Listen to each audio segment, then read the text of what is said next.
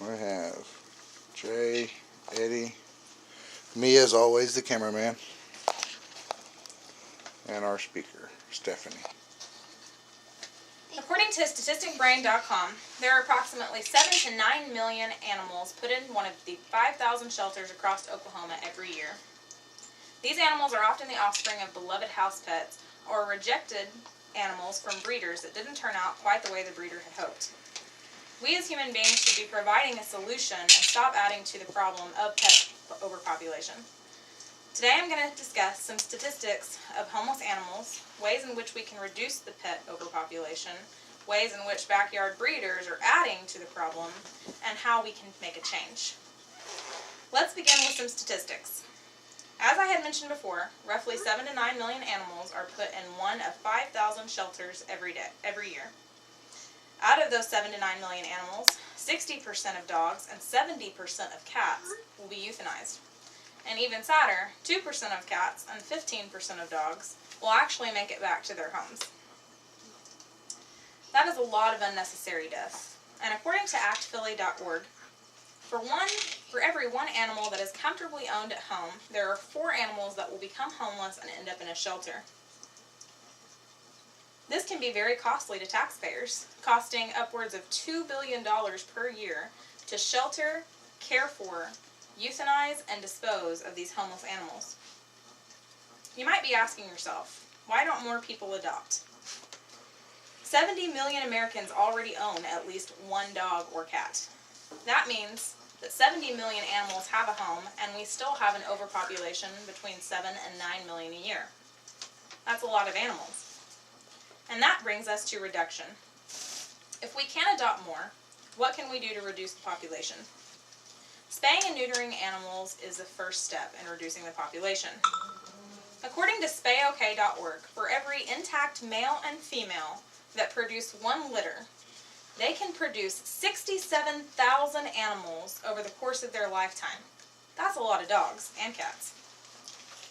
According to BrainStatistics.com, 25% of animals that are owned have not been spayed or neutered. And as I had mentioned before, a lot of these homeless animals are offspring of animals that are already owned in a home. You might be asking yourself, isn't spaying and neutering expensive? What if I can't afford it? You'd be happy to know that organizations such as SpayOK.org provide low-cost clinics, starting at $30 for spay or neuter for cats and $40 for spaying and neutering for dogs. It also includes deworming and a pain shot. At these rates, you can definitely afford to spay or neuter your animal. In addition to the overpopulation problem, we have breeders, sometimes referred to as backyard breeders. These animals are bought for hundreds of dollars when you could rescue a shelter animal for $65 or less that have already been spayed.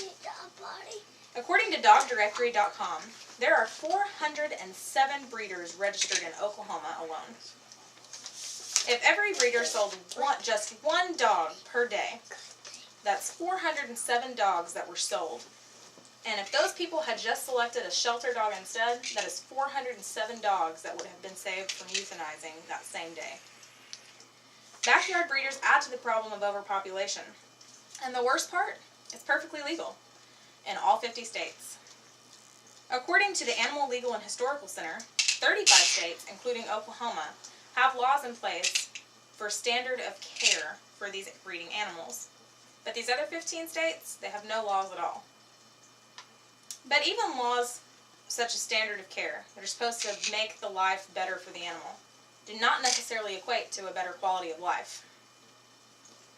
Breeding should have much stricter guidelines, such as limiting the amount of litters one dog is allowed to have per lifetime and how that retired breeding dog is treated. In conclusion, we have an overpopulation of pets. We should be adding to the solution, not the problem. And by not caring for your animal, spaying and neutering, you're adding to the problem. Breeding should have stricter laws and tougher consequences, and together, we can keep this from happening. Hey, Mama. Audience. Say hi. And me. Say hi to the camera.